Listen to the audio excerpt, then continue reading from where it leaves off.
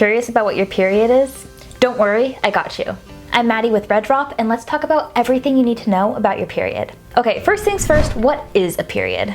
Around the age of 8 to 15, most girls begin menstruation, aka their period. This is when you start bleeding from your vagina for a few days to about a week each month. While blood is usually a sign that you're hurt or something's wrong, the beautiful thing about periods is it's actually a sign that your body is working exactly as it should. So why does our body do this? Let me explain. In our last video, we talked about ovulation, which is where your ovaries release one egg each month. And the uterus is the place where a fertilized egg could eventually become a baby. It spends all month building up a soft lining along its walls made of blood and tissue to prepare for this, and that's called the endometrium.